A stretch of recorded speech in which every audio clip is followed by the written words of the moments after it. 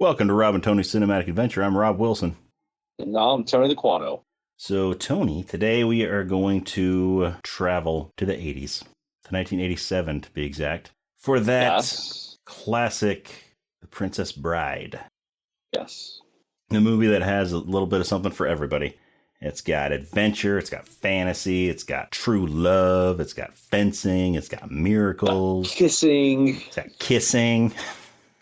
Is this a kissing book? But it's one of those movies that... Man-eating eels. Yes. The screeching eels. The Cliffs of Insanity. Andre the Giant. How can you go wrong with Andre the Giant? How can you go wrong with Andre the Giant and Wallace Shawn?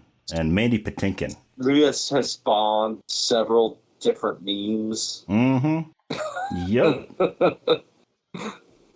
And even IMDb, if you go there and you click on something and it screws up, it pops up with inconceivable. No, it's definitely a movie that has made its way into the, just pop culture of, every era since then. Yes. So it's one of those generational movies that just keeps on keeping on.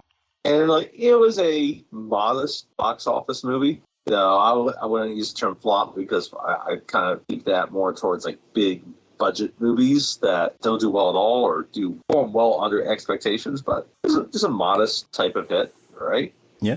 It's not like people didn't see it at the movies, but it wasn't it wasn't a smash hit either. No. It kind of gathered acclaim, and I kind of you could say cult classic. Grown beyond that to being where it's really just ingrained. Yeah, that's not a cult classic anymore. Now it's just a classic. Yeah, and part of it's because they got Rob Reiner directing it. Yeah, and this is our first Rob Reiner movie too that we've done, It is, and it's kind of his popularity within his directing, right? Obviously, those that are older would have known him as Meathead, All in the Family. Mm-hmm. But at that time, he had Spinal Tap, and Stand By Me. Right after that, he has When Harry Met Sally and Misery and A Few Good Men. It's kind of in the middle of his peak. And it's kind of he directs a variety of different types of movies. Just being a little bit closer to Spinal Tap in terms of being kind of a comedy and using a lot of improv people. Christopher Guest is kind of a common player with it also. And we say during the 80s, but obviously it's a fantasy. You have the scenes with the grandson and grandfather reading the book together that are set in present day, the 80s. Of the 80s. Yep. An NES. It's Fred Savage. So, It's Fred Savage in his Wonder Years days. Yes. And you got Peter Falk as the grandfather, who did a great job. Oh, he's terrific. He's always great to see on screen. If you know Peter Falk, he's obviously instantly recognizable. Yes. And even if you're not, you could be in another room and you know, oh, hey, that's Peter Falk. Yeah. Yeah, he has a really distinct voice and a certain look to him that you instantly recognize him. And again, he's another one that kind of made his mark in TV, Columbo. Yep. I don't know, but I probably watched a few Columbo episodes because I've probably seen my dad watch them. Now, I'll go ahead and get this out of the way now. Before there was Matlock and Jessica Fletcher. Yes. It was Columbo. Yes. But yeah, we'll go ahead and get this part out of the way before we get into actually discussing the movie. Spoiler alert, we are going to be talking about this entire movie, beginning, middle, and end. So if you have not seen it, then shame on you. But if you have not seen it, then go ahead, pause the podcast, watch the movie, come back and listen. If you don't mind spoilers, then go ahead and keep on listening. But yeah, so we will be talking about this whole movie. But you should definitely see it if you have not seen it. Yes. And it's on Disney Plus, so I'm sure most people probably have easy access to Disney Plus or someone's Disney Plus account. Mm-hmm. So, get on that. Yeah. Plenty of people. And it's funny because I watched it probably the first time in about 2 years because I showed it to Charles the first time 2 years ago when we all had COVID. Okay. Was it 2 years ago? Yeah, it was 2 years. Yeah, it took us 2 years before we actually came down with COVID.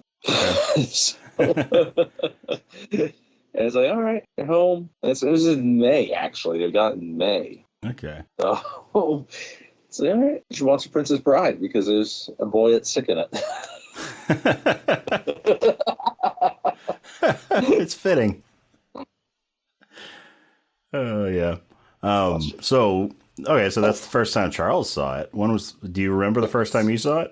You know, high school probably. I don't Wow, recall the was first that time. late for you? It was late, yes. Wow. Here's the wild thing. So I was telling Nicole we were going to do this, and Charles was kind of excited about it too because he heard it, and he kind of wanted to watch it. Sorry, I was telling him, but I had to watch it kind of soon, and it'd be late, and so he'd be in bed, and then Nicole wanted to watch it, but Nicole had never seen it. Really? Wow. I think she was the last girl. Wow. Born in the 80s I have to never. watched Bride. Wow. I have never heard of a girl born in the 80s that has not seen The Princess Bride. Wow.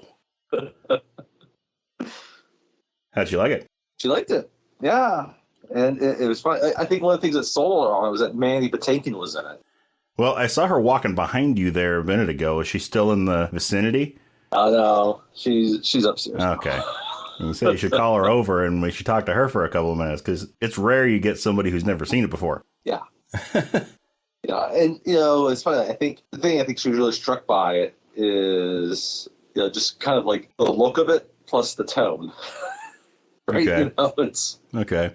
It's because it's this fantasy movie, and it is this odd mix. It is, right? Because it's kind of doing this fantasy love story, but it's very funny. It's not like your Tommy Boy it's or even it's got or even like other screwball type comedies. Yeah, no, it's there's nothing screwball about it. I mean, it's got humor to it, and it's outlandish at times, but it doesn't take it overboard.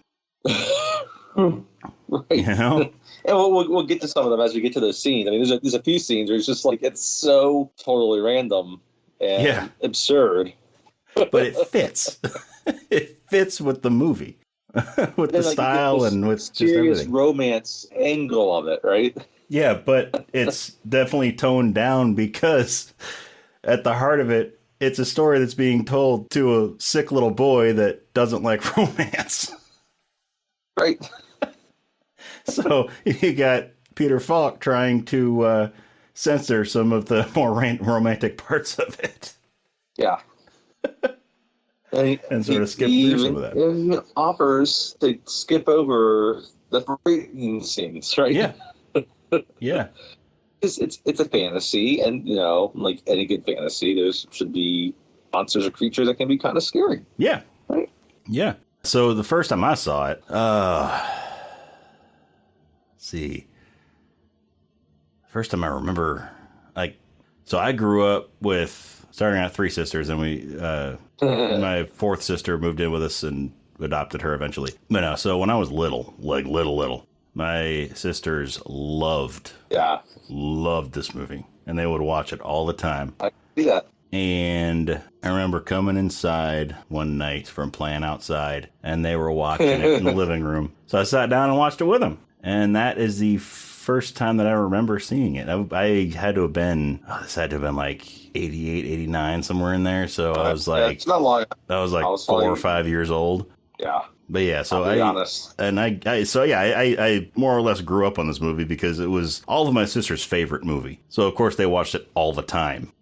So whether I wanted to watch it or not, I was kind of stuck watching it. And for the longest time, because it was this love story, and I was a little boy, I was kind of like the Fred Savage character where, didn't want to have anything to do with all the romance in it. Yeah. But, the older I got, the more I really saw that it's more than just a love story, and that it's actually a very well done, well made, interesting movie.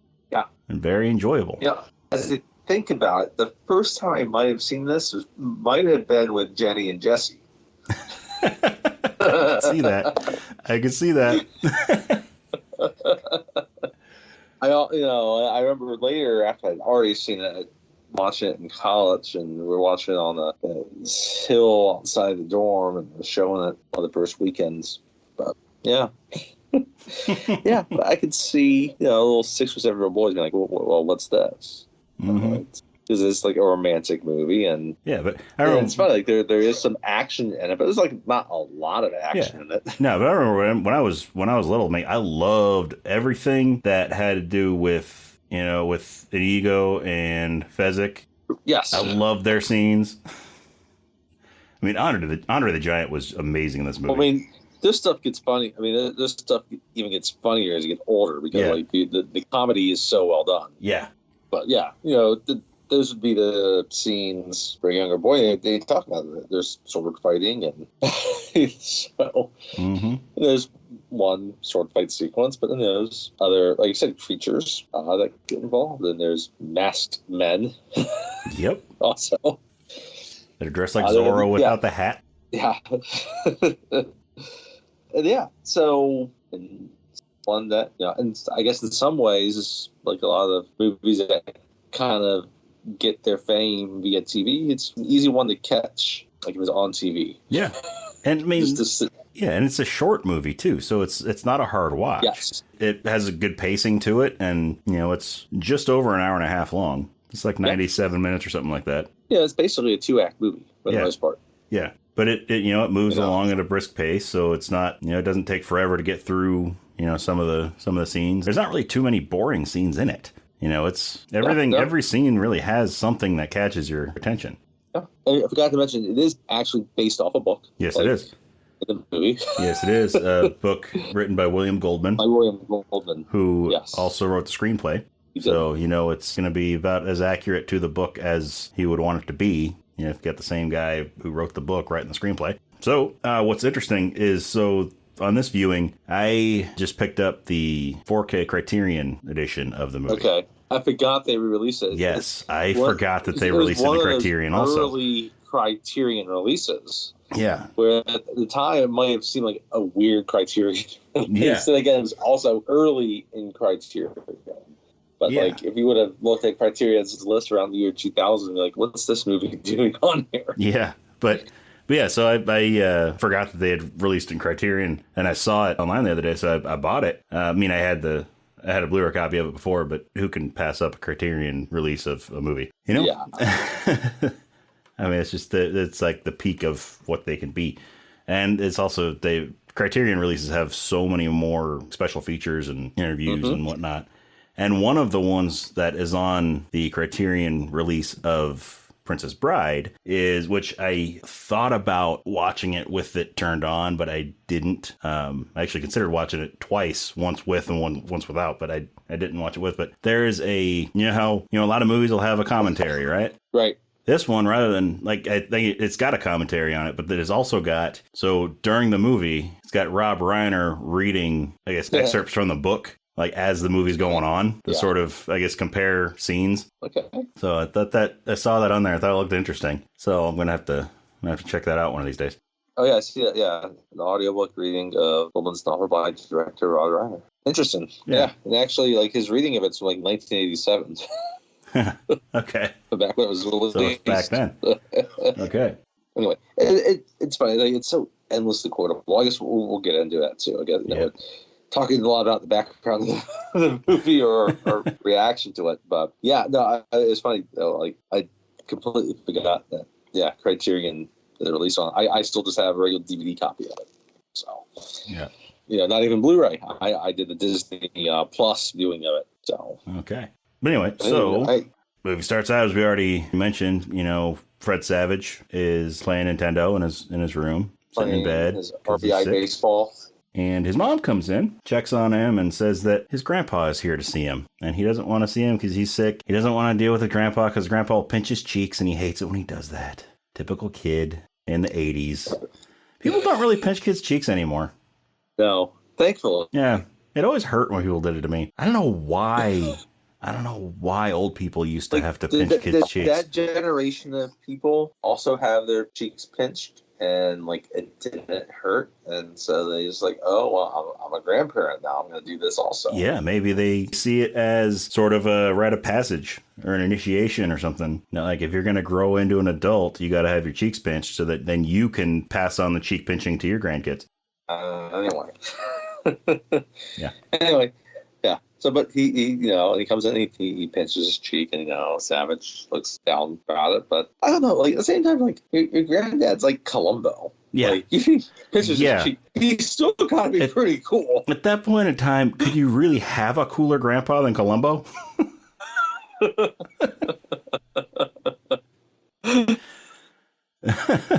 This is 1987. Yeah. Probably 86 when they filmed it, but Right. Like the mid going to the late 80s, and like today, like, okay, like, oh yeah, my grandfather's Steven Seagal. yeah. No, Steven Seagal probably wouldn't be that cool, I guess. Yeah. Chuck Norris. Chuck Norris, His definitely, grandfather yes. was Chuck Norris. That would be that would be the pinnacle of grandpas right there, is Chuck Norris. He could pinch my cheek. He'd pinch my butt cheeks.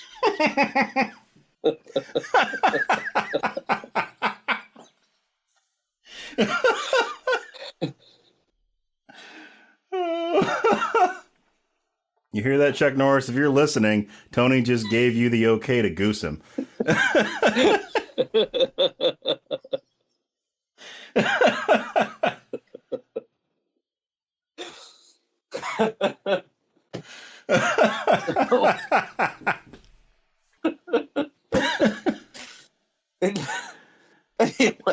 So Columbo has a book. Well, first off, he's got it wrapped up. It's a present that he's bringing to his grandson, which their characters are the grandfather and the grandson.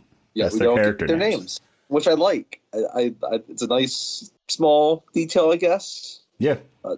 The names aren't important to No, the they're movie. not. They're not. They're just the vessel to tell us the story. Yep.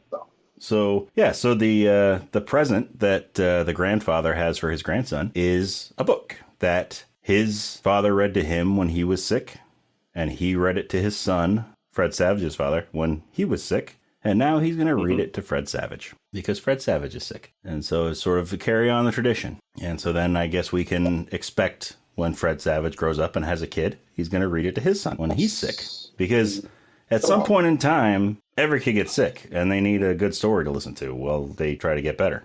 Here's why is his dad not reading it to him? Maybe his dad's not in the picture. Maybe not. Maybe his dad is, an 80s yuppie who's working all the time and, has no time to come home and spend time with his sick son. Maybe he's one of those dads. Yeah. Too busy trading stock. Mm-hmm. Maybe his dad is Ellis from Die Hard. Maybe Die Hard and Princess Bride are in the same universe. Bonnie Bedelia. Yes, maybe. No, we haven't watched Die Hard yet, but we've watched it in our lives, but we haven't watched it for this podcast yet. But yeah, there's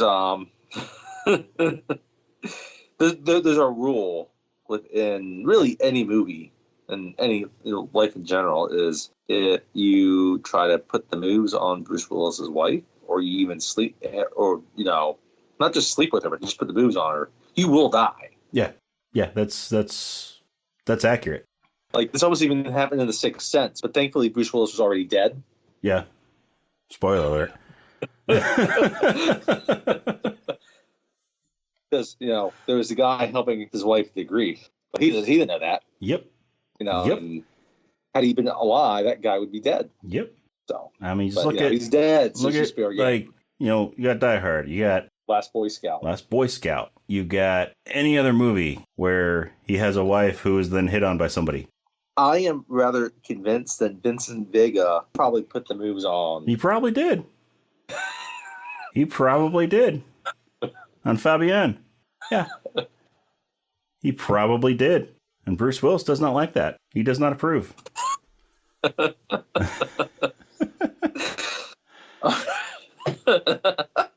I mean, and then maybe he was like that close to Marcellus Wallace, and so when Maynard, it was when Maynard and Zed were doing their thing.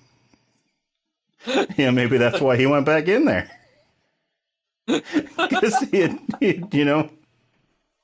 developed a liking for Marcellus Wallace. Oh boy! But that's a different movie.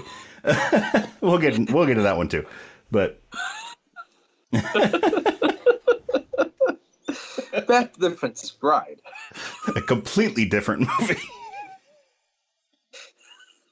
Which does not have Bruce Willis or Ving Rhames or John Travolta or even Alan Rickman.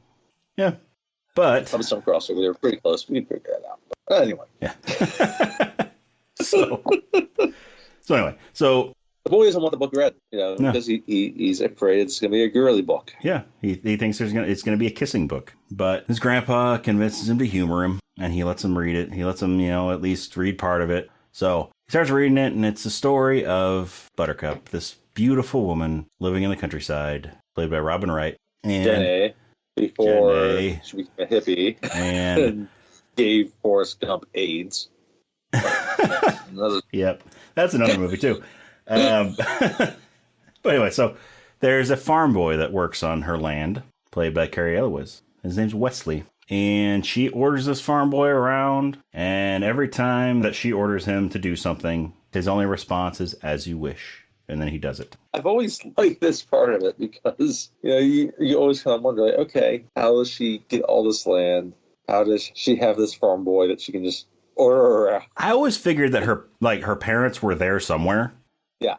That they are the ones that own the land, and they were off, working the land and whatever. Which is why it would make sense later why she would be in position to marry the prince, to become the future queen. Yeah, so he just says, anytime she tells him to do something, all he says is, "As you wish," and then he does it. And then she realizes that every time that he says, "As you wish," he's not just saying, "As you wish," he's saying, "I love you." And she realizes she loves him too.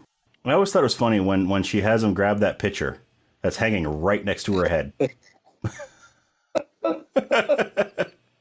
It's like, "Farm boy, grab that picture." And he's like, "As you wish." Grabs it 2 inches from her head and hands it to her. But that's an example of like the ridiculousness of some of this, right? Some of it's tongue in cheek, some of it is really smart, and it's like, yeah. Yeah, so then it goes into, there. I'm always struck by Cary Elwes in this movie because, obviously, Husband and Tights later also, right? Mm-hmm. Fantastic movie, by the way. We got to do that one too. For the most part, though, he doesn't get many other leading roles after this. Like, Men in Tights is one of them. Like, a lot of times, he ends up in Twister, and yeah, you hate him in Twister. Yeah. Then he's in Saw. And you don't like him in Saw either. No, you don't. And then Liar Liar. Yes. You don't like him in Liar Liar. He's probably a better person than Jim Carrey in it. Yeah. But then also he was in Stranger Things. You don't like him in that either. Yes. Great role for him there. But anyway, back to the story of Princess Bride, not just Cary Elwes' filmography. Yeah. But, yeah, so then, they start a romance, and that's when the grandson chimes in. He's like, "Is this a kissing book?" And so he wants his grandpa to skip the kissing parts. And so as time passes, Wesley gets on a ship to go overseas, and his ship is attacked by the Dread Pirate Roberts. Dread Pirate Roberts. And the Dread Pirate Roberts never leaves any survivors. Yeah, no. He shows no mercy. He shows no mercy. Does not leave any survivors, and so Buttercup is distraught because Wesley has been killed by the Dread Pirate Roberts. And then it cuts, we don't know how long into the future. To several years. Yeah, several years in the future, because she mourned. A long time. Yes, because she mourned for a while. She mourned for a very long time for her lost love. We're not talking about a year or two. But you're also not talking, probably not talking about 10 years. Yeah. It's still a short enough amount of time for everybody to look the exact same. Yes. Nobody looks like they've aged at all, but it's supposed to be, a few to several years into the future. But Buttercup is She's now betrothed to Prince Humperdinck. Humperdinck. What a name. I know. Humperdinck. Prince Humperdinck, played by Chris Sarandon. This is a person with a really interesting career.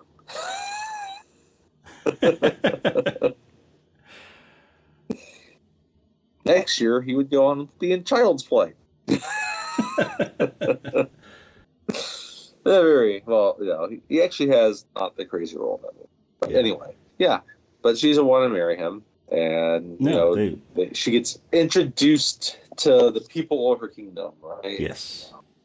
What, out there he's speaking, he wants the people to meet their future queen. Makes sense, And again, it's all very exaggerated. Yeah. But after this introduction to the people of the kingdom, then Buttercup goes out on a ride on her horse. Which is her favorite thing to do. Her favorite thing to do, yes. They explain it. It's her favorite thing to do. It's where she's been able to have peace since Farm Boy has left. Right? Yes. But then she encounters 3 people along the road. Yes. A short guy, an average height guy, and a giant. A Sicilian, a Greenlandish, and a Spanish dude, or Spaniard. Like, Greenlander, is that what they call them? Greenlanders? I don't know. Like, technically, like, Denmark owns Greenland, so I guess you could call him Danish. You could. But I look at Andre the Giant, and nothing about him screams. Yeah, Andre the Dane. Andre the Dane doesn't sound as good as Andre the Giant. So, but no, we have Wallace Shawn playing Vicini. We have Mandy Patinkin playing Inigo Montoya, and we have Andre the Giant playing Fezzik. Now, Vicini has this plan to pit the kingdoms of Florin, which is where Buttercup is from, and Gilder, which is their rival kingdom. He has this plan to pit them against each other. So he has hired Fezzik and Inigo Montoya to help him kidnap Buttercup and make it look like Gilder did it. And then there would be a war. And for the most part, really, like, we'll discover this, Inigo and Fezzik really are just kind of like hired mercenaries of Vizzini. But, like, they're good guys. Yeah, they're good guys. They're just looking for a job. They need work, and Vicini's willing to pay them. And they don't think, they don't realize right away kind of all of the plot. Yeah, they don't realize the extent of what Vicini's going to ask them to do. No. Neither of them wants to kill anybody, but Vicini tries to convince them to kill people, and they don't like that. But anyway, so they get Buttercup, and they leave a torn piece of cloth with the horse to make it look like Gilder had taken her, and they put her on a ship. Anybody want a peanut? And they take the ship out there, out in the water, and Inigo and Fezzik have this game they like to play, where Inigo will say something, and then Fezzik says something that rhymes with it. So they start playing this game, and Vicini doesn't like it. So he goes, no more rhymes now, I mean it. And Fezzik was like, anybody want to beat it? So Andre the Giant, little sidetrack here. Andre the Giant, the dude, he was gigantic, right? And like he would drink a keg of beer at a time. Yeah. He was a wrestler. Yeah, he was a wrestler. And he got some film roles because of his size. And yeah, well, the thing about it is, like, beyond just like being a giant, or at least being tall, he was about 7'4", so he was tall. He was gigantic. Yeah, he was huge, massive dude too. He was tall. Like, it wasn't like Peter Mayhew, who was also 7'4". Yes. He was tall and skinny. Andre the Giant was tall and big. Like, he was built. Yeah. And like, the example I was going to use is Shaquille O'Neal. He's like 7 foot tall, but like he's very muscular. But there was a lot of muscle mass to Andre the Giant. Yeah. There was a lot of other mass to Andre the Giant. And so Andre the Giant, he from what I understand, from what I've heard, from what I've read, he was a very like kind person, right? And yeah, right. And like any time that he went out to dinner with somebody, he would insist on paying because he was so big that he would eat so much. He'd order everything on the menu, and he did not feel right letting somebody else pay for that. So he would always insist on taking the bill. And so it's just then, when he would drink, it would take a keg of beer to get him drunk because he was just so big. But I was listening to this podcast a while back, the ID10T podcast. Okay. But it was, so Chris Hardwick was talking to Carrie Elwes, and they were talking about this movie. They're talking about Princess Bride. And Cario was relaying a story that happened involving Andre the Giant on the set of The Princess Bride. Where at one point, Andre the Giant let out a fart. And it wasn't just any fart. This fart was loud, like ridiculously loud, and it lasted 16 seconds.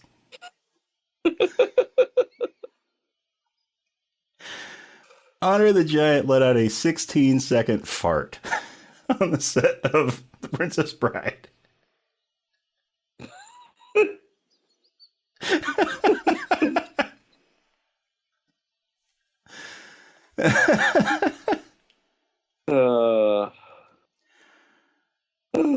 Yeah.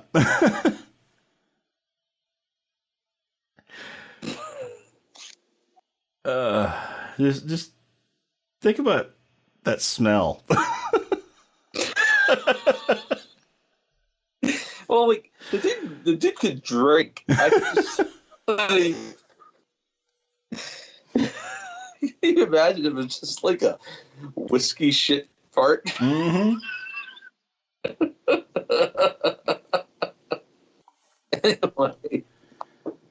Anyway, so they're on the boat. So, we're on a boat. Now it's night. Yeah, now it's nighttime, and they hear a splash. And Inigo, well, even before the splash, Inigo's like, there's someone following us. Oh, yes. There's someone following us. And Vicini's like, no, there's not. No one knows we're here. Why would somebody be following us? It'd be completely inconceivable. Yes, inconceivable. And so Inigo's like, okay, well, then why does it look like somebody's back there? And sure enough, Vicini looks up there, and there's a boat in the distance. Let's go in the same direction as them. Splash. And so while they're distracted looking at the boat, they hear a splash. And Buttercup has jumped into the water, and she's trying to swim away. And so they, try to turn the boat to go and get her. And Vicini yells out to her, tells her that she's not going to make it far because they start hearing these noises, start hearing these screeches, these squeals. And he tells her that those sounds, that's the screeching eels. And these waters are infested with them. Yep. And so that's when the grandfather stops reading the book for a second. Right. Just as one of them starts opening its mouth. Mm-hmm. Just as one is about to open its mouth and eat Buttercup, Grandpa stops. He's like, "It's okay. It doesn't get her," because the grandson looked nervous because he was starting to show his hand. I'm not worried. He started showing that he was actually enjoying the book. Yes. So he tells him it's okay. Keep reading. Yeah. So he goes back and just before the eel grabs Buttercup under the giant's giant hand, pounds it on the head, and the eel drops into the water, and he picks her up and puts her back in the boat. They continue on. The boat continues to follow, right? And it's like now you get to dawn, and the boat's closer to them. The boat keeps gaining. And so they pull up to the Cliffs of Insanity, and this is another one of those parts that's just ridiculously outlandish because Andre the Giant carries 3 people climbing up a rope. Like, did they go and place that rope beforehand? Well, that's the thing I was thinking about. It's like, okay, they have this giant rope in this exact location along the cliffs. There's a lot of shoreline along there, and I'm sure you have to find the right spot on top of the cliffs. But then you gotta tie it up at the rock at the top. Mm-hmm. Make sure you have the correct length that reaches all the way down to the beach. So, is this rope just always hanging there? Does somebody dangle it down there years ago and it's just there? In case for this situation. Yeah. Yeah, or did Vicini go beforehand and drop it? Because it's in this little harbor inlet because there's a rock formation and then you got some more of the water than the beach against the cliffs, right? Yeah. So it's kind of, in this outcropping there, right? But what would have happened if there was dense fog rolling in at that point? Or, it wouldn't have been navigable. But it's there, and then they even have the right harness. Yeah, they got a harness with 3 little seats on it, so that all 3 of them, Vicini, Inigo, and Buttercup, can all be attached to Andre the Giant, to Fezzik, as he's climbing up this rope using just his hands. He's not even using his feet. Yeah, no, just pulling up with his arms. It's like the ultimate rope climb. Pulling 3 people up. What looks like miles of rock face. And then this masked man gets out of the boat And he starts climbing up the rope, and he continues to get. And I get this at this point. Like, I mean, like he's not carrying 3 people. And Fezzik even comments on that. Yes. They say that he's gaining on them. And Vicini's like angry at him. Getting angry at him because the masked man is gaining on him. And Fezzik points out, I'm carrying 3 people. He's just got him. So they make it to the top. And as soon as before they even get to the top, Vicini jumps out of his harness, gets on there, and starts cutting the rope while Fezzik's still holding on to it. Like, everybody else hadn't gotten off of the rope yet. No, they haven't. And Vicini's starting to cut the rope. And then suddenly they're all standing on top of the cliff. Just as the rope drops down off the side of the cliff, Inigo looks down and sees the masked man hanging onto the side of the cliff. He didn't fall. Yeah. So they decide tells Inigo to take care of him. Yes. So Vicini grabs Buttercup and tells Inigo to wait until the guy gets up to the top. If he makes it up the top, finish him with a sword. If he falls, there you go. So, but he has Inigo wait there to see if he makes it up. And so Vicini runs off with Fezzik and Buttercup to some other location. And so Inigo tells Vicini that if he's going to take him down, he's going to use his left hand. Because if he used his right hand, it'd be over too quick. Because Inigo Montoya is that skilled of a swordsman that he's ambidextrous and he's predominantly right-handed. And so he's better with his right hand than he is with his left, but he can still fight just fine with his left hand. So they leave. Inigo's standing up there waiting. He's looking over the cliff. Calls down to him. He's like, hey, can you move a little faster?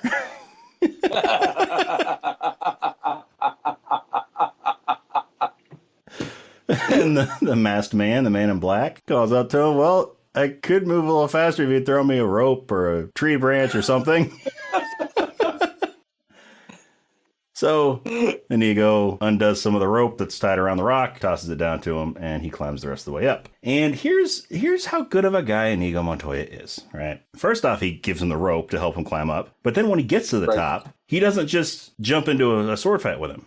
He lets him prepare himself. He lets him rest for a second. He could have easily just charged at him. Yeah. And then pushed him off the side of the cliff or stabbed him or whatever. But no, he gives him a chance. He tells him, hey, take your time, rest up, do what you need to do, then we'll fight. And so even it allows them to have a conversation. Yes. Because Inigo is interested in how many fingers. Yeah.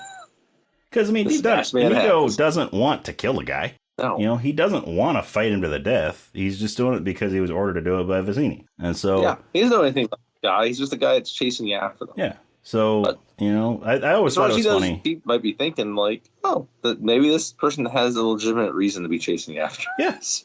Maybe he does. I mean, and he does. Yeah, he does. But anyway, we'll get to that later. But no, I always thought it was funny that the man in black sits down on a rock, takes off one of his boots, and dumps the rocks out from under. They're giant rocks that fall out of this boot. Like, how did those rocks fit in there with his feet in there? That's one of the funny things. Like that's one of those kind of smaller details of the movie that's really funny. Yeah.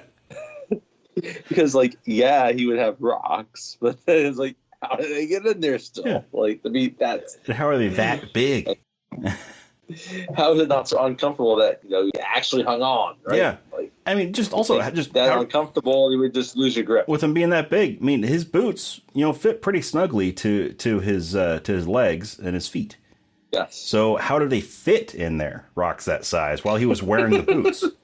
The only way they could have gotten in there is if they were put in there before he put his feet in there. And even then, with rocks that size, he wouldn't have been able to get his foot all the way in the boot. No, not to be that snugly.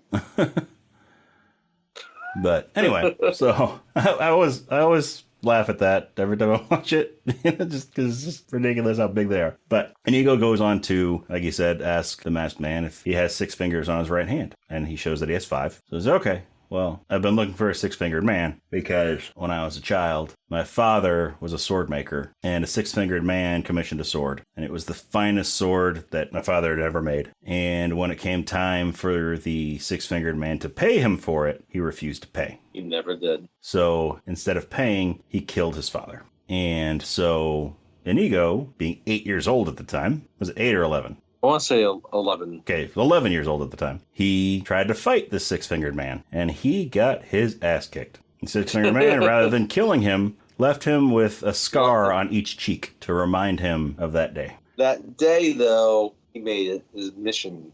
Yes, that day he made it his mission, his lifelong goal to avenge his father. And when he finds this six-fingered man, he's going to look him in the eyes and tell him, "Hello, my name is Inigo Montoya. You killed my father. Prepare to die." And he showed the man in black the sword, because he carries that sword on him all the time. And he even, again, this guy that he's about to get into a sword fight with, that his whole purpose for staying behind was to kill this man in a sword fight. He hands him his own sword. So he's unarmed. Hands it to him, just trusting that he's not going to run him through. And of course, the man in black does not run him through. He checks out the sword. In his favor. Yeah, he checks out the sword, admires it, tells him that he's never seen its equal, gives it back to him. Do you think his dad is Hattori Hanzo? He could be. I know he's Japanese. He could be. His dad could be Hattori Hanzo.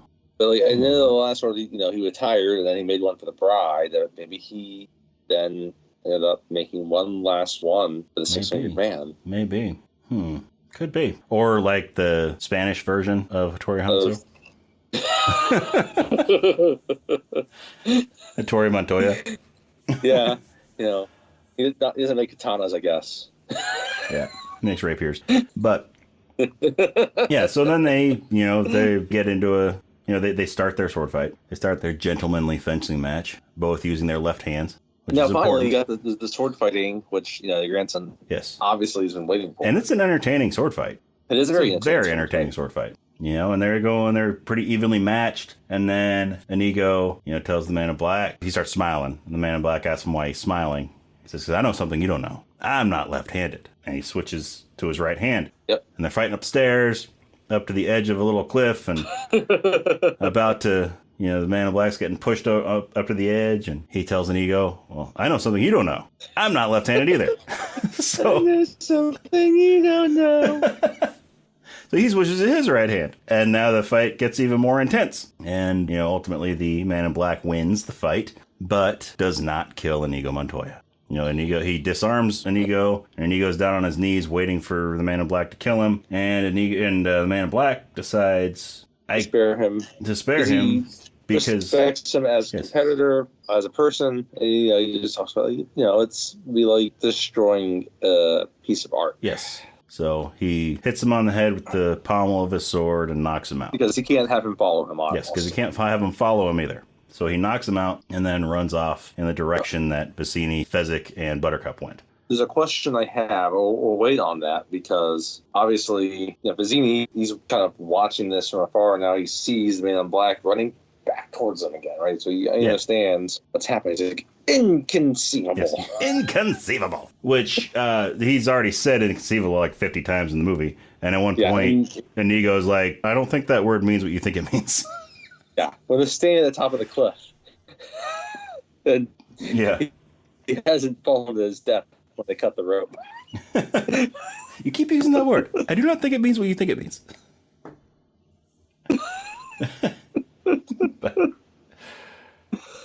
So now he has Fezzik way try to ambush him, to kill him in his way. Well, first, he tells him to kill him in his way, and Fezzik's like, "What's my way?"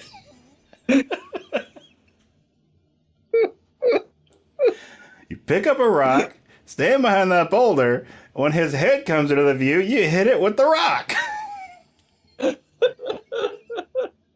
And then Fezzik's response is, "My way is not very sportsmanlike." And so he waits, but he doesn't wait behind the rock. Really, he just... Well, he does. He kind of does, because he's nowhere to be seen when the man in black comes running up. So, man in black comes running up, and all of a sudden you see a rock just shatter on the side of a boulder, right by his head. And then it shows Fezzik sort of walking around the boulder, holding another big rock. And he tells him, "I didn't have to miss. I could have hit you if I wanted to." And the man in black's like, I believe you." And so then Fezzik decides he wants to fight him in a more sportsmanlike manner and proposes that they do away with their weapons and fight each other hand to hand. And so the man in black agrees, because as long as Fezzik's got a big rock that he can throw at him, he can take him out from a distance. And, he has less of a chance. Yeah.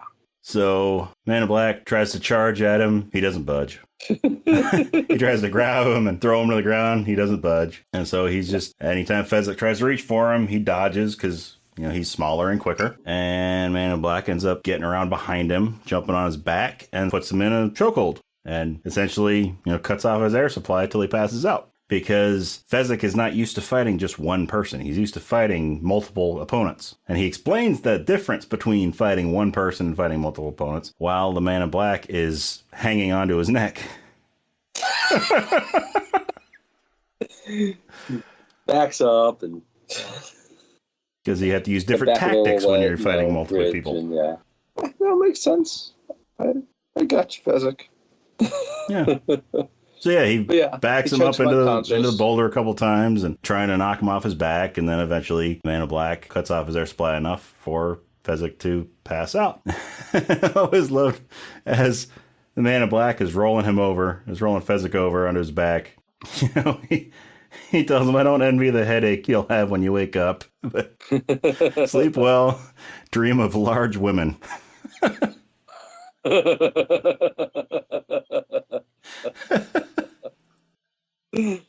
So he continues on, but now we see that the prince has been following them. Yes, because they're at the top of the cliffs. I've always wanted this part. Is like, okay, so where did the Nego go? Yeah, I mean, you must have gotten there. Did they have to climb up the cliffs also, or did they go the other way? Because if they came from the other direction, why didn't they run into Vicini and them? Yes.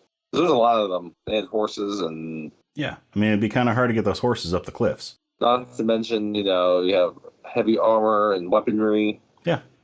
Some of them. Because Vicini talks about, they can't get up that spot. Then they have to sail around for miles and days. The only reason that they could get up there is because they had a giant that could climb it. Carrying 3 people. Inigo must not have been there anymore because they would have stumbled upon him. They probably would have killed him. Yeah. But yeah, Prince Humperdinck is there with Count Rugen. Yes. His buddy. This is... Played by Christopher Guest. Yes, I say played by Christopher Guest. Who I love. Spinal Tap and this, and then, if you ever watched any of his movies, like Best in Show and Waiting for Guffman. Anyway, continue on. Is this one when it's revealed? Is this one that's revealed about Count Rugen? No. No, it's later? Okay. Yeah. So anyway, Humperdinck is an expert hunter. So he can track animals, he can track whatever, right? And so he's sitting there going play by play what happened in this sword fight and what direction the loser went and then what direction the winner went. And so he follows the winner's path. But then it cuts back to Vicini and Buttercup. They're sitting at this little stone table in the middle of a field, why did they stop at this little table? Why didn't they just keep going? But there's a bottle of wine, 2 glasses, and some bread. And where did they get that? Where did they get it? Was it already sitting there? Did they just stumble across somebody's picnic? He see potentially that his 2 hired guys would get defeated, and then he would need those for a battle of wits. Yeah, I mean, he didn't have a bag or anything to carry him in. He didn't have a picnic basket. But if he foresaw it, that might be a true. Case, he could have set it up in advance. Then it would not be inconceivable. No. Because it would not be inconceivable. Yes, he would have conceived of that. But then he uses it in ways where, he demonstrates that. It does not mean what he thinks. Is everything that he does in this movie conceivable, and therefore nothing is inconceivable? But it's even weirder about this is later, Inigo would talk about... he talks about that. No, he doesn't talk about... Yeah, never mind. Okay, yeah. So... Anyway, so he's sitting there waiting for the Man in Black to show up. And, of course, he does. Walks up to him. He figures, he must be incredibly skilled with a sword because he beat his swordsman. He must be incredibly strong because he beat his giant. But there's no way... He considers himself so intelligent. Yes. There's no way that he could match Vicini in intelligence. The Battle of Wits. Battle of Wits. So I would have liked for them to have taken a bite of the bread, by the way. The bread was just sitting there on the table. They had to be hungry. Yeah. I mean, Man in Black just fought an expert swordsman and then fought a giant. I'm sure he's hungry. He needs to refuel. Up a fucking cliff. Yes, he climbed up a cliff. Yeah, he's got to be hungry. Because he didn't do anything. Yeah. So, for the Battle of Wits, the Man in Black pulls out a little tube filled with iocane powder in there, which is a deadly poison that dissolves instantly in liquid, and it is odorless and tasteless. And he takes the 2 glasses of wine. He hides them behind his body so that Vicini doesn't see which one he pours the iocane powder in, and then puts 1 glass in front of him, 1 glass in front of Vicini, and has Vicini choose a glass. I'm glad that he had the powder on him so they could properly have a battle. Yes. Because how else would they have a battle of wits to the death? Exactly. I mean, I guess they could have come up with some other way of doing it, but yeah, it was very convenient that he had that little tube of iocane powder on him. But anyway, so Vicini stalls. Yeah, he stalls, trying to use logic to tell trying to feign logic as to which glass had the poison in it, and then pretends to see something. He's like, "What's that over there?" And when the Man in Black turns around, he switches glasses, and he's all proud of himself. It's like, all right, well, I guess it was nothing. Let's drink. Me from my glass and you from yours. And so they take a sip of the wine, and then Vicini starts laughing. Why are you laughing? It boils down, never have a battle with the Sicilian. Yep. And then he drops dead in mid-laugh. And as the Man in Black is untying Buttercup, then she comments that, wow, how do you know that he was going to pick the cup in front of you? And Man in Black tells her, there was poison in both. I've spent the last several years developing an immunity to iocane powder. Which is never explained. That's okay. Which is never explained, but yeah, it's okay.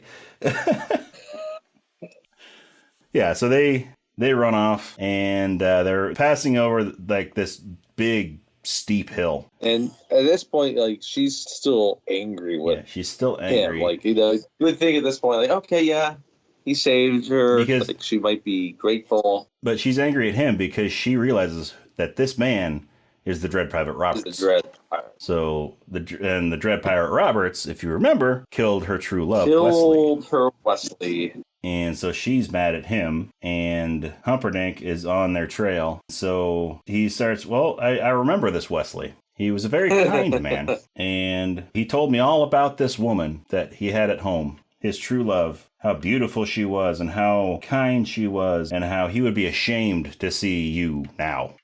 To see how you betrayed him and went and are betrothed to this prince. And she gets mad at him and tells him to die and shoves him. And as he's rolling down the hill, he just yells, "As you wish!" And she realizes who he is. And so she jumps down the hill after him.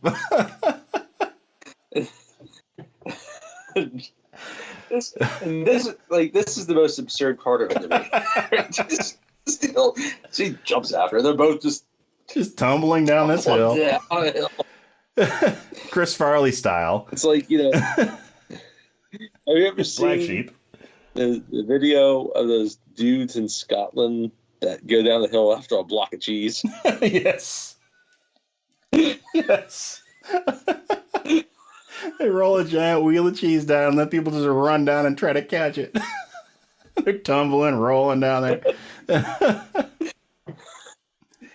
Like that, that's steeper. Yes.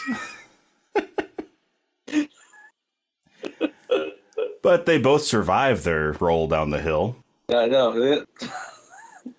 And while the Man in Black is rolling, his mask comes off and reveals that, yes, he is Wesley. He's Cary Elwes, which, I mean, we already knew he was Cary Elwes to begin with. Yeah. But, I mean, if you never seen his other movies, like, yeah, okay, but like if you'd seen his other movies, yeah. But because it was he didn't do anything to hide who the actor was except put a mask on him. But his same voice, same demeanor, everything. Scary always. So they reunite and decide that they're going to go into the fire swamp because they need to get away from Humperdinck, who is right on their trail. And so the fire swamp is right down, not too far away.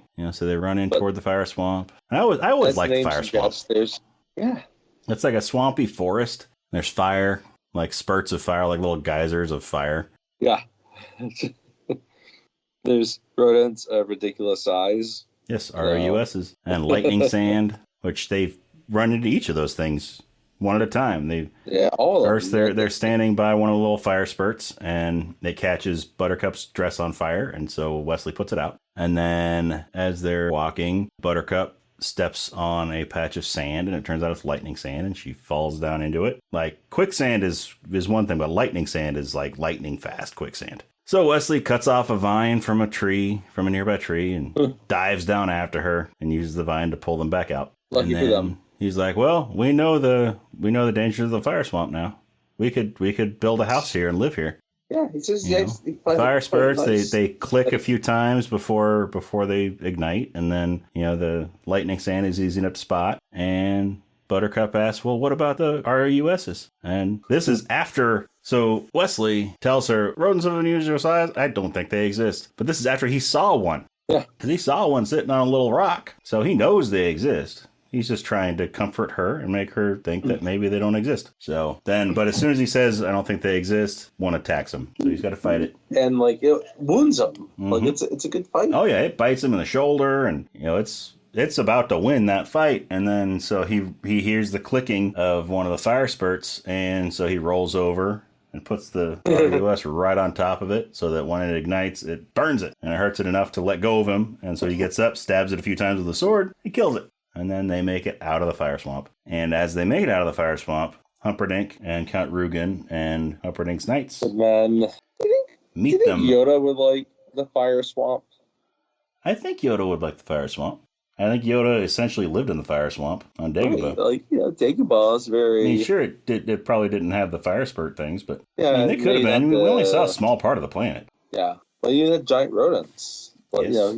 It's not, obviously he's not concerned with rodents. You just pick them up and then have their insides explode. Yeah. But yeah, so, yeah, I think Yoda would be right at home in the fire swamp. But anyway... Prince Humperdinck is there, and he's gonna have Buttercup pleads for his life to be saved. Yes. So he tells her that if she comes with him, then he will spare her dear Wesley's life, and so she agrees to go with him. They ride off, and before they ride off, he tells Count Rugen to kill him.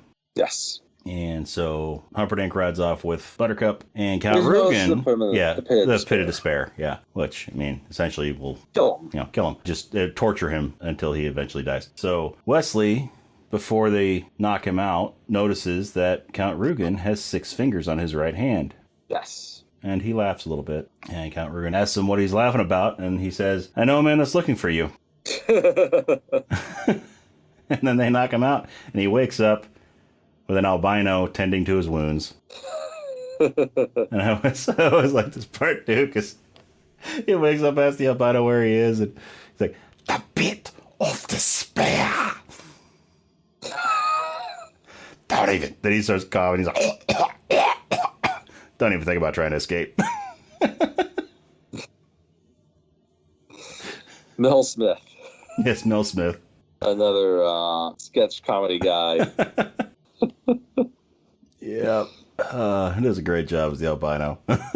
Which, the albino, he's another one of those people that's kind of like, that. At least I get the feeling that he's kind of like Inigo and Fezzik, where he's just a guy doing a job. There's no albino that gets captured by these people, and they force him. Yeah, he seems like he's being forced to do this stuff. That it's not really what he wants to do, but So Count Rugen comes down and hooks him up to a machine that will drain years off of his life. Yes. And he sets it to 1 year, and he drains a year off of Wesley's life. And he tells him that someday he may go as high as 5. I like the professional aspect of it. Yeah. Right? Becomes this thing, I guess, like this professional torturer. So, yeah. Meanwhile, Buttercup's back at the castle, and she threatens to stab herself. Yep. And Pumperdink promises to find him, and he shows up. Then she doesn't have to marry him. Like what? After like at the end of the week, 5 days, something like that. But his real plan is still to start the war. Like he reveals really more of that plan, where like it's his plan to. Because it was his plan. He's the one that hired Vicini. Or was it Rugen that hired Vicini? I think it was the prince. Were they working? Because I know Rugen was involved in the Vicini plot. Right. But was Humperdinck working with Rugen for it, or was it just Rugen's idea? Was it a side project he had going? Yeah, it's kind of more what it was, maybe. But anyway, so meanwhile, Inigo and Fezzik are working on the Brute Squad, or at least Fezzik's on the Brute Squad. Yeah, Fezzik is. It all happens very quickly. They're clearing out little villages and stuff, and they're sitting there trying to figure out what to do now that Vicini's gone. How are they going to find work? And at this time, Humperdinck is mad. He doesn't want Wesley to have a chance to come and rescue Buttercup, so he runs down while Wesley's still attached to the machine, and he cranks it up to 99 years. Yep. And Wesley lets out a scream that's heard throughout the kingdom, and Fezzik and Inigo hear it. Right. Because Fezzik's working, like you said, Fezzik's on the Brute Squad, but Inigo is back to being a drunk. Yeah, he's a, right? Yeah. There's that threat earlier, right? Not that threat. Kind of that mocking that happens from Vicini. From Vicini. On the ship about how like he was so poor he couldn't even afford brandy. Yes. Yeah, he was going to send him back to Spain where he was a drunk and, so poor he couldn't afford brandy. And he was going to send Fezzik back to Greenland, unemployed in Greenland. Unemployed in Greenland. So, most people in Greenland are probably there for research purposes. Probably. Anyway. Especially since Greenland is the icy one and Iceland is the green one. So, Inigo he hears the scream and he understands it. Yes, he understands it. Like this of grief and longing. Because it was the same. It was the same longing he felt. Basically the same scream he maybe didn't literally let out. But the same feelings that he had when his father was murdered. So he knew it. He knew that grief. Yes. So they follow the scream. They find the albino with a wheelbarrow outside of, out wandering in the woods. And so Fezzik knocks him out, and in order to find the secret entrance to the pit of despair, Inigo says a little prayer, pulls out his sword, and lets it guide him. Yep, and his eyes are closed, and just kind of wandering around, and nothing's happening. And then his sword sticks into a tree, and he sees it, and he's like, it's just a tree. And he leans on the tree and hits a button, and a door opens up. And they walk down and find Wesley. Looking pretty dead. He's pretty dead. So pretty dead. They get him, and looking almost dead. And Inigo remembers that there's somebody that lives nearby that performs miracles named Miracle Max.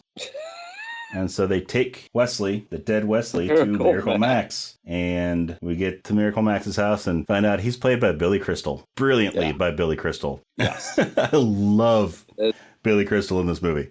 I mean, I love Billy Crystal in general. He's just hilarious. But in this movie especially, Billy Crystal was perfect for Miracle Max. Perfect cameo. And Carol Kane plays Valerie, his wife. And she's perfect in this movie. The two of them are just, they play off each other so well. But they get him on Miracle Max's table, and he pumps some air into Wesley's lungs, and then pushes on his stomach. And you hear him say, "True love." Because they don't have much money to pay him, and he's like, I've taken this little bit of money before, but it was for a very good cause. There was a very good reason for it. So but he said true love. True love is the best reason of all. He's like, yes, it's a wonderful reason, but he didn't say true love. He said to blave. Which we all know means to bluff. So he was probably playing cards, and somebody called his bluff. And that's when Carol Kane runs out. Yep, that's when Carol Kane runs out. She's like, he said true love. Husband. They start bickering. Because so Miracle Max used to work for the king. He was the king's miracle worker, and then Prince Humperdinck fired him. Which is all the more reason that he is more than willing to help this guy once he finds out that yes, I can overthrow the prince. Yeah, the future king. Because his That's their father goal. is definitely sick. So it won't be long before he actually gets the title. I Yeah. think. Yeah. So yeah, once he finds out that their goal is to get rid of Humperdinck so that Wesley can be with his true love, Buttercup, then he agrees. He agrees to it. He'll take their little bit of money that they have, and he'll make him a miracle pill because he is not dead. He's only mostly dead. He's mostly dead. Big difference between Yes. all the way dead and mostly dead. When someone's all the way dead, all you can do is check their pockets for loose change. When they're mostly dead, they're still kind of alive.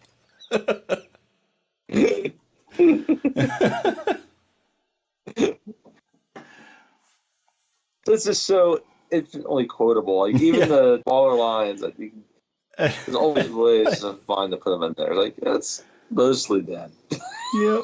And then so he makes a giant pill, coats it in chocolate to help it go down, and gives it to Inigo, tells him to give it to him, and it'll take about 15 minutes for it to really work. And so as they're leaving, Billy Crystal and Carol Kane are standing outside waving to him. Billy Crystal's like, have fun storming the castle. We're just gonna wait back here. So they get there, crossing the castle. They give Wesley the pill, and they're wondering how long it's going to take for it to work. And all of a sudden, Wesley's eyes are open, and he's talking to him, but he can't move because it hasn't been 15 minutes yet. He's got to slowly regain his strength. So they're going over their plan on how they're going to take the castle, and they're trying to consult Wesley because they realize Wesley is the brains. yes, because they realize Wesley defeated Vicini. Yes. So he's the new brains of the operation. So they decide that they need a cloak. And Fezzik just happened to have taken one from Miracle Max's house that fit him. He said, it looks so good on me, they told me I could keep it. So he has the cloak, and they go back and get the albino's the albino's wheelbarrow. His wheelbarrow. And they wheel, they wait till nightfall, and they have Fezzik standing in the wheelbarrow while Inigo stands behind him and is pushing him on the wheelbarrow. And Wesley's just sort of hanging on Inigo, and Fezzik yells out, I am the dread pirate Roberts. There will be no survivors. I've come for your soul. All the people guarding the castle gate are scared of that. Right? Mm-hmm. Meanwhile, the wedding is starting in the castle. Yeah, the wedding's starting up. Because Wesley never showed up as like the prince. She realizes the prince lied to her and helping to find him. So we have Peter Cook playing the impressive clergyman is his character's name. Merit. He comes out there. Marriage. Marriage is what brings us together today.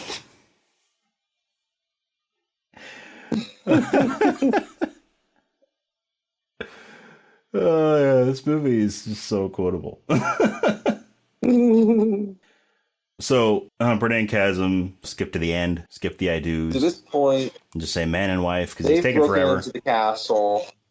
So, what we didn't say, away what we didn't tell him was to sort of nail the point home with Fezzik pretending to be the Dread Pirate Roberts. They lit his cloak on fire. So it's this flaming giant coming at him. Kind of like the Wicker Man. Kind of. Yeah, so, they all scatter. Not the Nicolas Cage version. Except one guy. The guy with the key to the gate. He's still standing there. And so Inigo tells Fezzik to rip his arms off. And he's like, oh, this key. Here you go. Yeah, so they're going through the castle. And they run into Count Rugen. And so Inigo recognizes him. And he does his whole, hello, my name is Inigo Montoya. You killed my father. Prepare to die. And Count Rugen runs away. So Inigo chases him.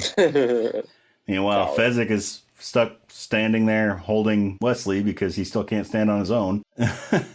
Rugen runs into a door and locks it behind him. And Inigo can't get through it, so he yells for Fezzik. Fezzik's still standing there holding Wesley, so he props him up on a suit of armor. So he can go. And help Inigo. Gets over there, just hits the door, and it breaks and just falls in. And then he goes back to find Wesley as Inigo runs through the door to chase Rugen. And Wesley's not where he left him. He's like, what happened? What could it mean? So, do we have the fight with Rugen, or is it the bedroom scene next. It's the bedroom scene that's next. No, I think it's the Rugen scene. You're right. Because the bedroom Rugen scene goes into and the Humperdinck fight. also. So yeah. So the fight. So then we get to Inigo chasing Yes. Rugen, and This is important. Yeah. yes, and he reminds him of who he is. And he comes running down, turns the corner, and all of a sudden, Rugen throws a dagger and it stabs Inigo in the belly. And so he's distraught because he's unable to avenge his father's death because he is dying. Yeah. Like he's wounded, not just a little bit. No, he's got a dagger in his stomach. And so he apologizes to his father for not being able to avenge his death. And then Rugen comes walking up to him, goes to stab him, and Inigo brings a sword up to deflect it, and it stabs him in the shoulder. And then he does it again, deflects it the other way, stabs him in the other shoulder. And then that's when Inigo gets back up. He gets a second wind. Yes. And he just keeps on repeating, "Hello, my name is Inigo Montoya. You killed my father. Prepare to die. Yes. Hello, my name is Inigo Montoya. You killed my father. Prepare to die." Prepare to die. And so he fights with Rugen, ends up beating him. Eat some. You know, gives him the same scars on his cheeks that he gave to him when he was a kid. And then Rugen pleads for his life, tells him that he'll give him anything he wants to spare his life. He'll give him anything, no matter what, anything he wants. And Inigo gets close. He's like, "I want my father back, you son of a bitch." And Love runs that him line. through. I do too. And runs him through. It's like finally like such a truly serious line. Yes. And he delivers, Yes. Manny Patinkin delivers it perfectly. Yes, It's like, he does. "You son of a bitch." "I want my father back, you son of a bitch." And then he kills him. Mm-hmm. He avenges his father's death. Yes. That's great. And then we got Buttercup sitting in her bedroom. She pulls out a dagger. She's ready to kill herself. She's ready to kill herself. She places it as And- she's going to stab herself on the heart. And then you just hear Wesley. Wesley, be ashamed to ruin Yeah, such he's- beautiful No, breasts. there's a shortage of perfect breasts in the world. It'd be a shame to ruin yours.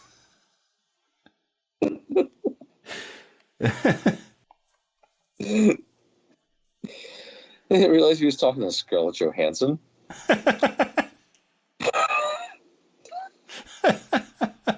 Old joke. Old joke. Yes. Sorry. Did Nicole hear that part?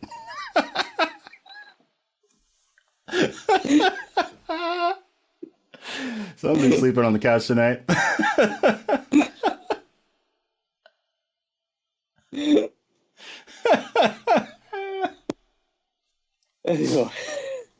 Anyway, so he still doesn't have all his strength back, but like no, he doesn't, reunite. because he's laying in the bed, right? He's just laying in It's the bed. still a weekend at Bernie's situation, except Yes. he's actually conscious. Yes. Now, I don't know why they didn't do a Weekend at Bernie's with him. They could have tied some ropes to him and and marionetted him. That would have been great. But anyway, so Buttercup, not realizing that he's immobile right now, jumps on him, starts kissing him, and he keeps on telling her, "Gently, gently, gently." Right as she drops his head and it hits the headboard on the bed. But then this is when Humperdinck comes in. Or no, so she tells Wesley that she married Humperdinck, that she had no choice. She married him. And he says, "Well, did you say I do?" And she says, "No, we didn't." He's like, "Then you're not married. If you don't say I do, you're not married." True. And then Humperdinck comes in. He's like, technicality. But, He still has a plan for that. yes, he still has a plan for that. Because he's going to kill Wesley. And Wesley tells him that he'll fight him, but he's not going to fight him to the death. He's going to fight him to the pain. And so Humperdinck asks what that means. He's like, "Well, to the pain means I'm going to cut off your hands and your feet and your nose." He's like, "And my tongue, I know. Now pluck out your eyes. Cut out your eyes." He's like, "And then my ears, I know. He's like, "No, your ears you'll keep." So that way, every woman, every child that sees you on the side of the road and screams in horror and asks, "What is this thing? What is this revolting You thing?" need to hear that. that we will echo in your perfect ears. And that is what to the pain means. It means a lifetime of suffering. And so Humperdinck sort of shrugs it off and tries to be all macho. Tells Wesley that he's bluffing, that he doesn't have the strength to hurt him. And Wesley stands up, raises his sword, points it at him, and says, "Drop your sword." And so Humperdinck gets scared, drops the sword, tells him to sit down, so he sits down, and he has Buttercup tie him up. Make the knots as make the rope as tight as you want. I always like that line. Make it as tight as you want.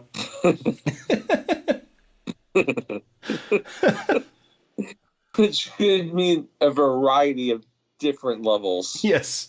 Of you just become loose, but actually a knot that might be difficult. Yep. It'd be a really tight knot that would be difficult, or it could just be a really poor knot. You get out easily. Yeah, so rather than killing Humperdinck, they leave him tied up so that he knows that he lost, and he has to live with that. And so they leave, they meet up with Inigo, and meanwhile, after Fezzik lost Wesley, I guess he left to get horses? Yes, he needed 4 horses. So he rides out, or they look out the window, they see him down there with 4 white horses. And then here, so Marshall and How I Met Your Mother is exactly right about this scene. When they're talking about Princess Bride, and when Fezzik comes up with the horses, Inigo says, Fezzik, you did something right. Marshall was absolutely right when he was talking about Fezzik has been doing the stuff right the whole movie. Yes. Why is Inigo so surprised that Fezzik did something right? It's just the screenplay. How they portray it. But yeah, no, he's been doing the right thing all the time. Yeah. Not just bashing brains in. Yeah. Right? Yeah. So, one at a time, they jump down, and Fezzik catches them, puts them each on a horse. I always love Robin Wright jumping. Yeah. Silent, longer shot. Her gown is flowing in the wind as she's falling. It needs the chick from Big Lebowski. It needs Too Excited Trampoline Guy. It cuts to the guy going, oh! Cuts the Too Excited Trampoline Guy.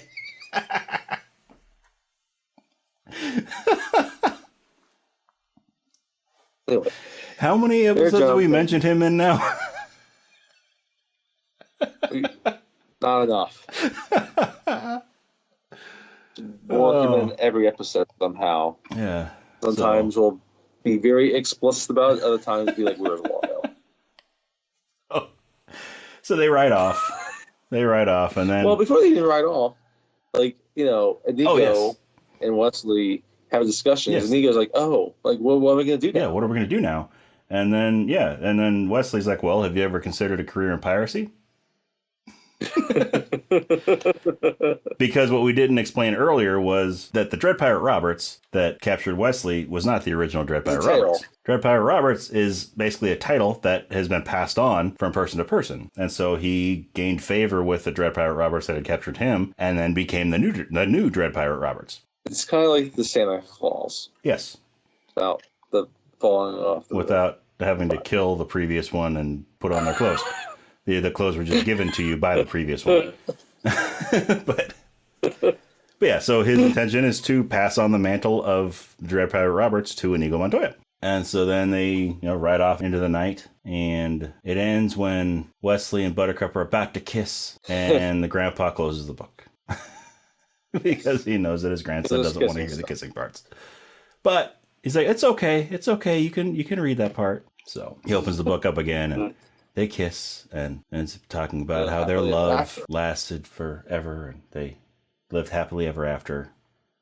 Yeah, I think the love lasted forever. It's a good part because it's more than just happily ever after. Yeah, love itself is this eternal thing. Yeah, not just them; it's the love between them. Yes. So enough to last to have this book read to Fred Savage. Mm-hmm. So, yeah, so Fred Savage. He wants to kiss Winnie. Yeah. But, Yep. So Fred Savage asks if his grandpa can. He's like, maybe tomorrow you can come over and read it again. As you wish. Yep. And Peter Falk says, as you wish.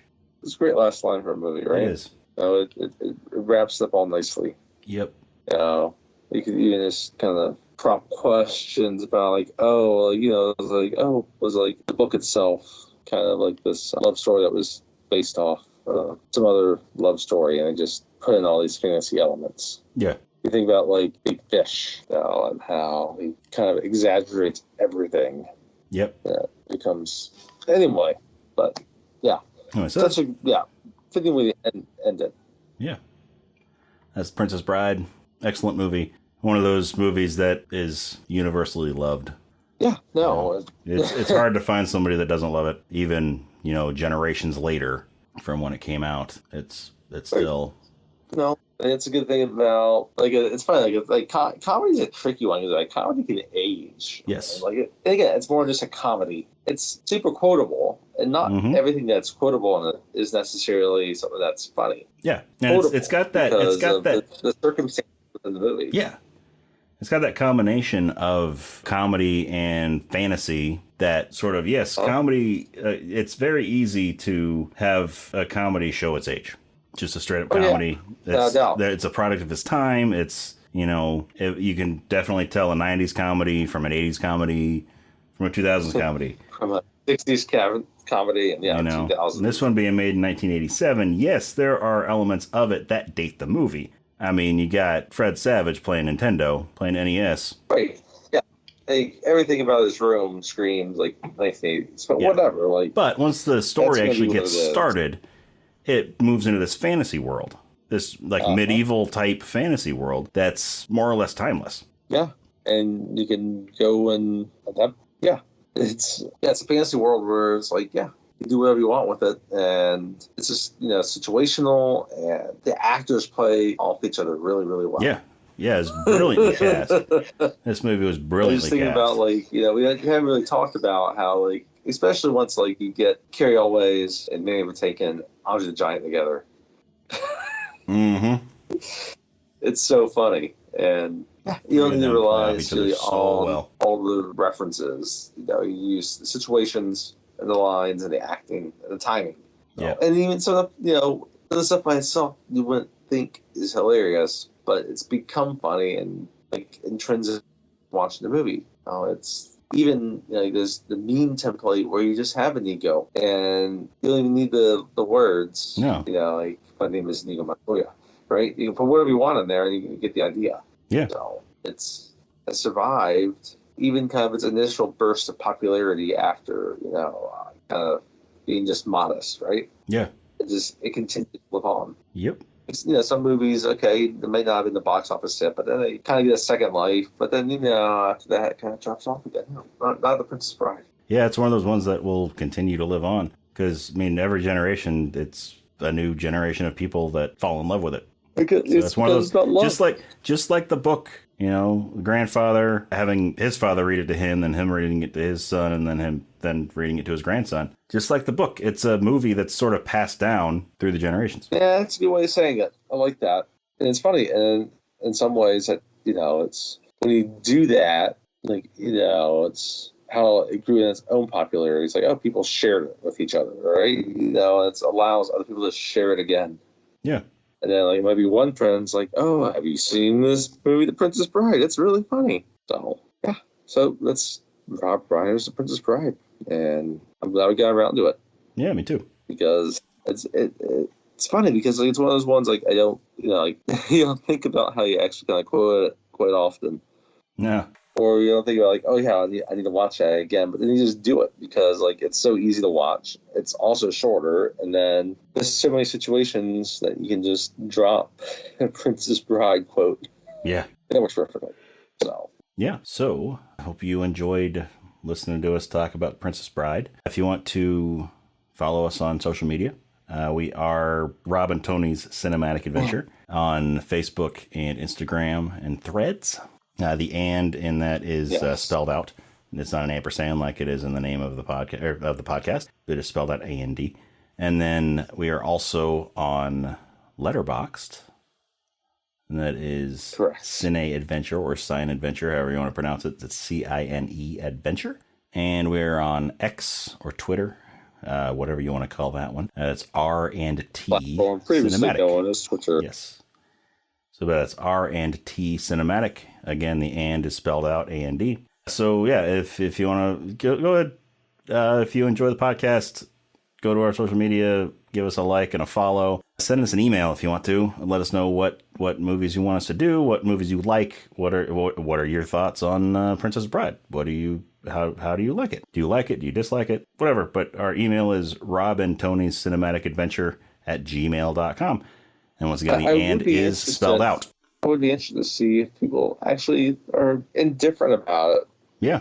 Because you don't encounter many of those people. Yeah. But yeah, if you enjoy the podcast, go to your favorite podcast app. Give us a review. Give us a good rating and a review, and that's how they we move up in the rankings, and how more people can find out about us, about this podcast that we love doing, and we can give you more content when that happens. Because we love talking about these movies, and we love bringing our conversations to your ears.